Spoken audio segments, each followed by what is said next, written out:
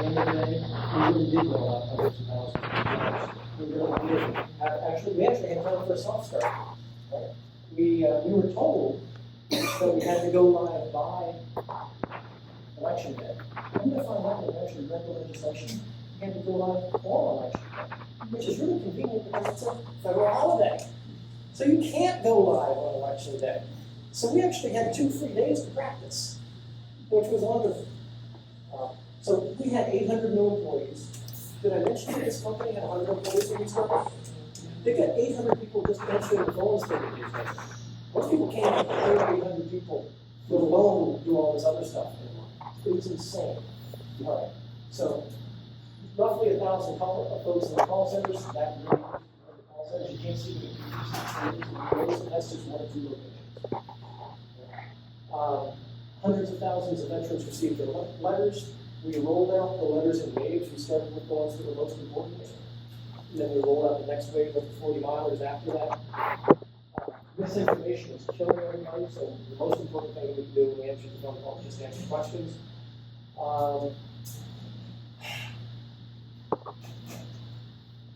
Let me give you the numbers.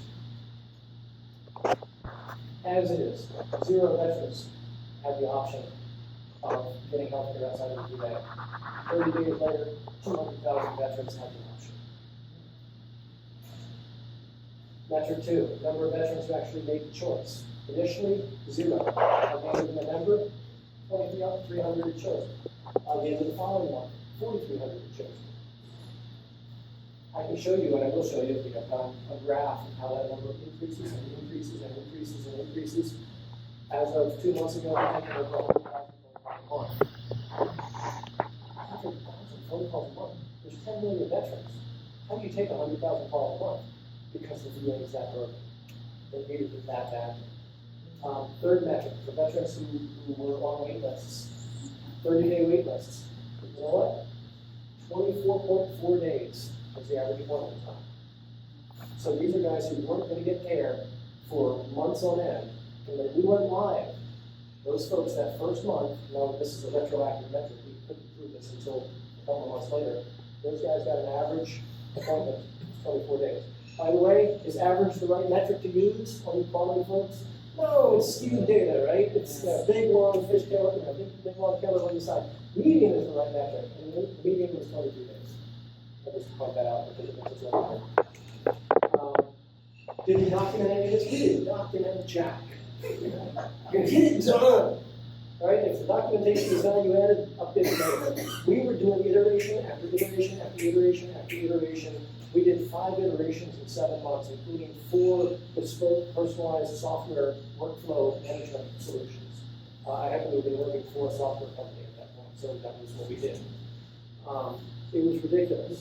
It was impossible, but we did it because we were constant every day, every hour, throwing out the stuff that was out of scope, throwing out the stuff that didn't have to get done, and staying laser focused on the core values and on the veteran, on the ultimate customer. Didn't matter who was paying the bills. We truly didn't care. It's amazing what can get done when you don't care who's paying for it. And not because it was expensive, but because we just wanted to make sure we could take care of the veteran. By the way, this is where we ended up. Right now, I already told you that. We went from 2,300 calls a month to over 100,000 calls a month.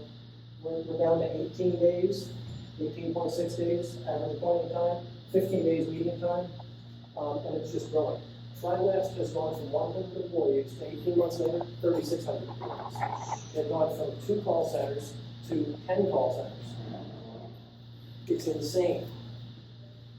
But it can be done when you get everybody focused. So anyway, that's all I want to ask some questions.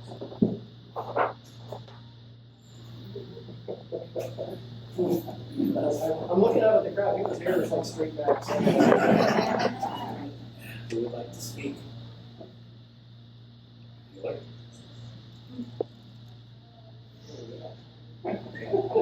Do you have a certain sense of appreciation for the section's marketing TBD, the body dissertation?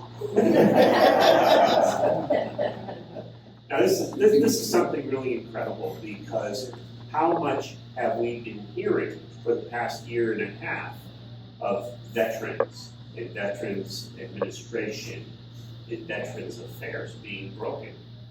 And based upon what we've been exposed to tonight, you have a greater understanding of what is taking place than the elected members of the Senate, the House, and their staffs. You have a greater understanding than the President of the United States and the two candidates that are the presumptive nominees. You have a greater understanding than does the chairman, or I guess I should say the Secretary of Veteran Affairs. This is the quagmire and what Scott and the team he was participating with was able to do. Now here's the funny question. What is the highest level of a physician certificate that you can have? I mean, all physicians that are, they're an MD or they're a DO or something like that. What is the highest grade within the physician community that you can have?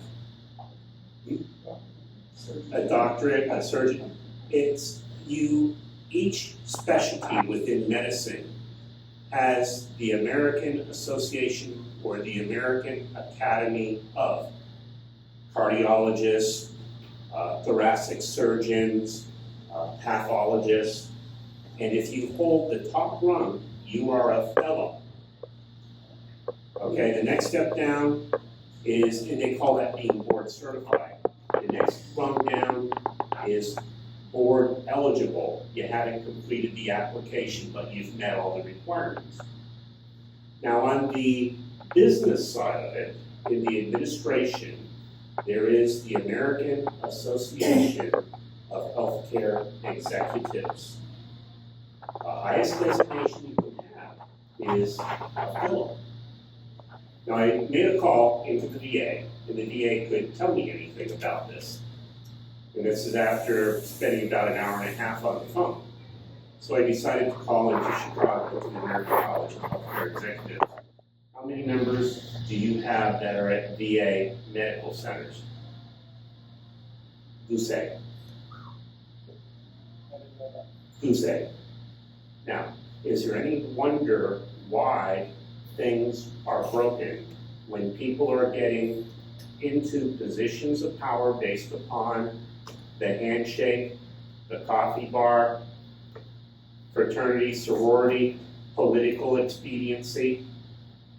The ultimate customer, the veteran, is not being taken care of. Right? And some of the things, now, Scott and the team didn't have that level of information or detail, and they couldn't go granular on it because there was a bigger project to get done.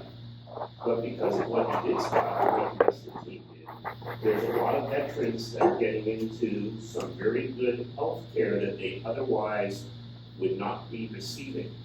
And it's the minimum of what we can do.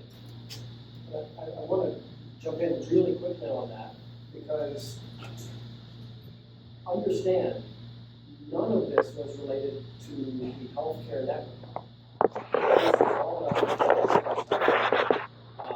but there's a separate supporting value stream. But network, we didn't even know what light looked like.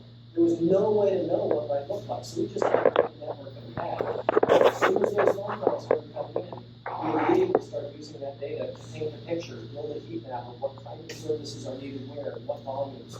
And it was a completely separate process of ramping up to get the right healthcare in the right places to support the veterans as the demand increases.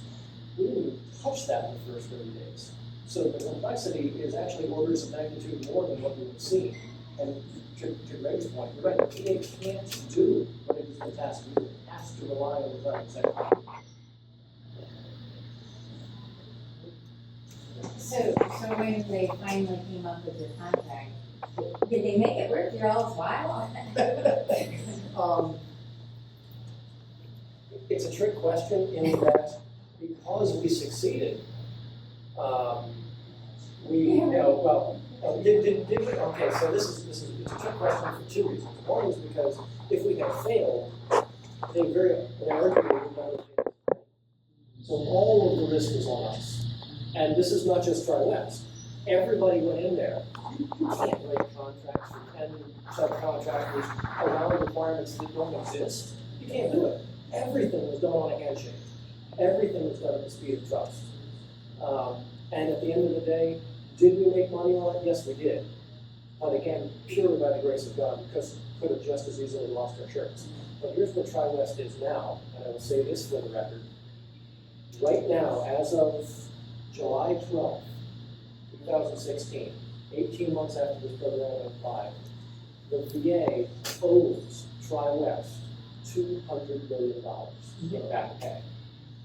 So to say it was worth our while is one thing, but at the end of the day, the VA is still so broken in supporting structures. It's pay. It's not the core value stream, it's the pay process. And they're just so bureaucratic. They're going to crush this entire model because Tri-West will go out of business.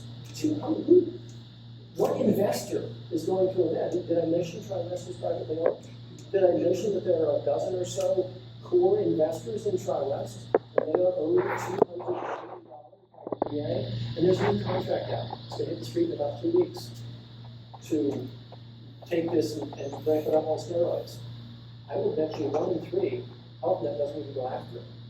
The Tri-West is seriously considered. They gave McIntyre, CEO, all of Tri-West, but this thing will die under its own weight because the VA can't do what Tri-West did. And believe me, I'm trying to get Dave to go to Bob McDonald at the VA to say, you got some guys that can help you. So I'm going to go a couple weeks ago, as a matter of fact. But, so is it worth a while? The jury's still out. The veterans who've seen 6-7 days drop, that is significant when you have serious illnesses or when you have serious concerns that need addressed by the only person who can make the diagnosis called a physician. Once you're in, you're good. It's getting that physician access, and it's getting harder and harder, even on the civil side. And by the way, what's happening with those physicians? They are going to Tri-West and they're saying, you know what, you're taking too long to pay your bills. I don't have a contract with the VA, I have a contract with you. And the VA, Tri-West used to honor that. They used to pay their physicians in net 30. That was the contract. And because there's such a debt on the VA, Tri-West has had just in the last few months, they've had to dial back and tell their physicians who are trying to do the right thing. Physicians are making Medicare, Medicaid rates, right? They're not making much money off of these veterans. They're trying to do the right thing too. And the VA is putting them out of business. And so they are beginning to fall like flies because the VA won't pay. So it is a really, really precarious situation. And people think, oh, we don't need change in Washington. Are you kidding me? But I love what we're doing this. You know, it is a political decision because the people who are the least qualified to make a medical related decision have been deliberately left out of the discussions, out of the debates, and haven't even been contacted as subject matter experts. This is why the Affordable Care Act is falling apart under its own weight. There was not a single physician, dentist, nurse practitioner, chiropractor, you name it, that was consulted. Who were consulting? Attorneys, insurance companies. Your medical care right now is being determined more by MBAs than MDs. But we're not going to do it.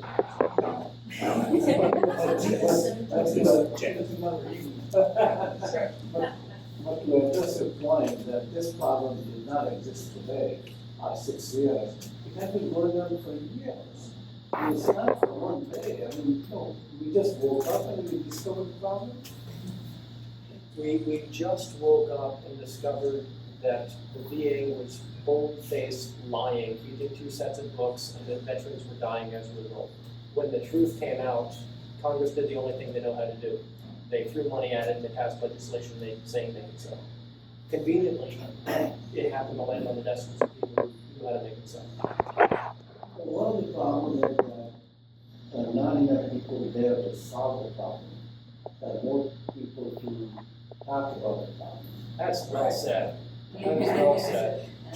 Yeah. Just talking doesn't help, and you will see that all the senators, congressmen, and we are responsible for re-election, year after year after year after year, because in our court battle or whatever the case may be, I want to make it truthfully so that it's a common sense, and we don't think about it. 2013, this was the 6th year in a row where congressional approval ratings were 20% or lower. At the point when the VA affair exploded, congressional approval ratings were 14%. Lowest in history. This was the first and only thing that everybody could agree on. And if they had done this and this had failed, honestly, I think maybe it would have been a good thing because we might have actually voted everybody out. But for better or worse, everybody got behind it and they didn't succeed. One of the interesting comments that was made when Gulf War II broke out, Ann Angela, administration, VA hospital, Phoenix, had this little remark. She said, it's really interesting how President George W. Bush has mobilized the reserve and has mobilized the guard and is sending them over there, and he has done nothing to request or to direct funding into the VA. And then she dropped the other shoe, which is as soon as they set foot in a war zone or they're in a place of hostility, they are immediately eligible for full VA benefits. Now, I was doing some work for the National Guard Bureau at this time, and there were overnight 135,000 guardsmen that were activated in 24 hours, and we had to bring them into a system. That was the first call. It got to be much bigger. So does a sense start to hit on how big the iceberg under the cap really happens to be? And oh yes, we have $19 trillion worth of debt, and yet we owe it to every veteran to take care of her or him when they need care. So be informed voters. Ask questions. Ask questions, because the news media doesn't have this information. You know, many of our colleagues, many of our friends, many of our neighbors don't have this information. But it's something that really needs to be discussed, and there has to be a plan of action. What else? What other questions do we have?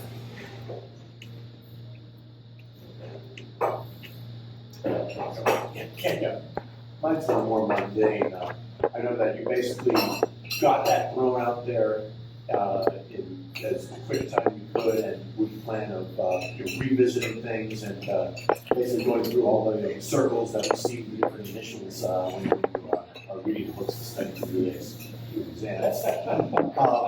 But we're, aside from also just improving the things that were actually already in place, were there things that you could do that both on more modular that you might keep over here, attaching also to this process to expand it out as well? Yeah, I think that's a great question. I don't remember all of them, but I do know, as an example, when you have this kind of program, obviously you're going to have what do you do to respond to that? So we have programs recognizing even before it started that you're going to have folks that slip through the cracks. What do you do in special cases? Everybody's a fully modern, and having a specialty physician, special case. And so did we have to stand up truly dedicated programs just for Hawaii, just for Alaska? And it's weird, but there are places like that in the continental United States. For whatever reason, the demographics of certain regions are such that there's no way the VA or any healthcare network can provide the right care. So you literally have to go back and talk to the VA and talk about the legislation and change the requirements because the requirements are impossible. So there was a whole lot of that going on. But but try to explain that to Bob McDonald, or have Bob McDonald, excuse me, the Honorable Mr. McDonald, in front of Congress, explaining why there are still veterans who are dying. The answer is because veterans die. And, you know, how much, where do you just reach the point where you just can't serve everybody? Because that's one of the reasons the VA is failing, because they kept trying to do everything. And when you, what's the old saying? He who defends all defends nothing. Nicholas II. Nicholas the Great with his friends. Czar or the Pope? Sorry. So I don't know if that answers the question. but- Yeah, I kind of wanted to get a sense of, afterwards, the sort of things that you had to bolt on the back end, as well as improve what you had already come up with ad initio, as it says. And some of the bolt-ons were, they came from unlikely places. The Congress and the Senate separately wrote letters to the VA, basically telling the VA how they should define things, because the VA kept being super conservative. Oh, it's 40 miles as the crow flies. But the legislation just said 40 miles and left it wide open, and it was in the VA's jurisdiction. But they're not used to being leaders. They're used to being bureaucrats, and they had to be ordered by the leaders. I use the term loosely. They had to be ordered by the leaders. Hey, we gave you the authority. Do the right thing. Stop saying we have to tell you what to do. Okay, you want us to tell you? We're telling you to change your definition. Change it the right way.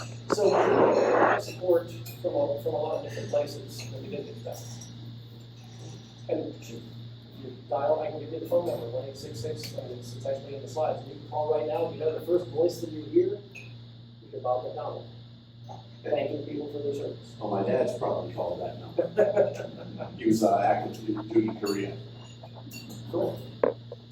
Thank you for his service.